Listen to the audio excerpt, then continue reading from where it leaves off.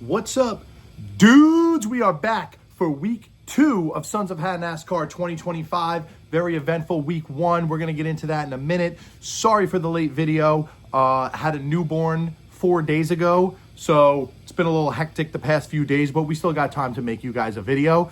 Quinn was born, unfortunately, on the 24th anniversary of Dale Earnhardt's death. So although she was born with a Napa hat on her head, she was inherently born with the nickname the Quintimidator, and she'll be featured in future videos. But for now, let's get into the league, Daytona last week, and let's look ahead to tomorrow's race. We're gonna get into that in a minute, but first, this video is sponsored by Coca-Cola. Even though this is a Pepsi product household, we drink Mountain Dew here, but Coca-Cola sponsoring this video, invented and headquartered in Atlanta, Georgia, where we are going this week. All right, let's look back at the Daytona 500. Hell of a race. Obviously a crazy photo finish, as to be expected in the Daytona 500. Year after year, these guys race for 500 miles, but it's always on that 499th mile where the chaos happens, where the big one happens. And William Byron, in the number 24 for Hendrick Motorsports, gets his second consecutive back-to-back Daytona 500 win, coming from 9th place, coming out of turn 4.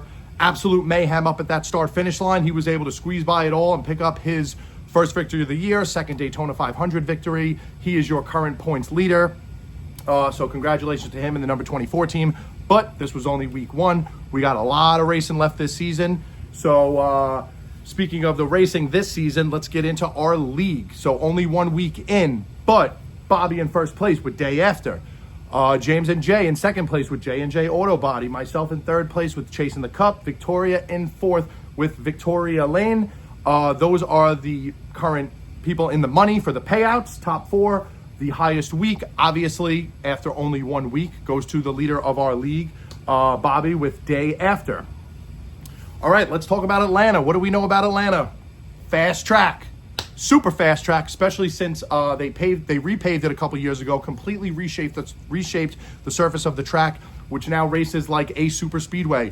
What does this do with the NASCAR schedule? Makes it a little crazy. Back-to-back super speedway racing. Follow that up next week at a road course, and it's going to be a little hard for these teams to find their ground, get their footing, going to mile-and-a-half tracks only 4 weeks into the schedule. So for the first 3 weeks, we have back-to-back super speedway racing ever since they repaved Atlanta 3 years ago, and a road course next week. They're going down to Texas to race a COTA.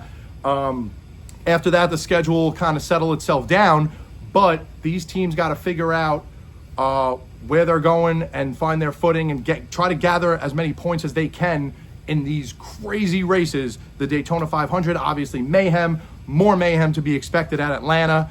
And next week at COTA. Atlanta, when they repaved it, I was not a fan because I like the old Atlanta. I feel like that was kind of the general consensus of the NASCAR fan base. But now, looking back 3 years later, I think I speak for all of us when I say we absolutely love it. This track is a mile and a half, but races like a super speedway. It's like a mini Talladega or a mini Daytona, and I love to see those guys all bunched up, super speedway form, drafting, high banks, but on a smaller track. Creates more mayhem, creates that stuff that we all love. And that was proven last year at the finish of this race, week 2 at Atlanta. The closest 1-2-3 finish in stock car racing history. Daniel Suarez in the 99 got the win last year. But it was the 3-pony finish, photo finish. Daniel Suarez, Ryan Blaney, and Kyle Busch. Kyle Busch came in third in that race, the closest he came to winning a race last year. Unfortunately, snapped his 19-year win streak. He lost that race by 7 1/1000ths of a second and still came in third. This is the mayhem that we're going to see at Atlanta. Super fast track, races like a super speedway, definitely going to be full of action. So we're looking forward to that tomorrow. Let's get into our picks for Atlanta. Watched a little bit of qualifying today, and man, those Fords look fast. Ryan Blaney is going to be on the pole, and he is going to be our pick. He had a super fast number 12 Ford for Team Penske out in qualifying. So if he can, he's a good race manager. If he can hold that lead and produce that speed that the Fords showed in qualifying, We know Fords are good on the long run on super speedways, and he was good on the short run in qualifying. So if he can combine that, then he's definitely going to be somebody to watch tomorrow and have a hell of a race. Sleeper pick, we're going to go with Ryan Preece, new team this year. He is in a Ford, qualified in the top 10, racing for RFK. He's over there with Brad Keselowski and Chris Buescher. Had a hell of a qualifying run today.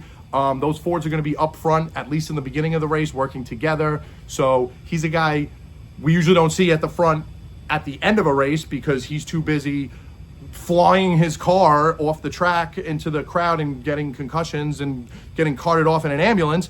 But if he can use that long run speed that these Fords have proven to show on super speedways, work with his teammates. He's got two good teammates now in Chris Buescher and Brad Keselowski. They should be able to work together. And if he could stay at the front of the pack, avoid, a couple wrecks that are inevitable at Atlanta, then he definitely had a fast car qualifying, and maybe he can pull himself out with a top 10. Remains to be seen. That's it for us. Good luck. Start your guys, make your picks. Good luck, everybody. Any questions, reach out to me. Boogity, boogity, boogity. Let's go racing, boys.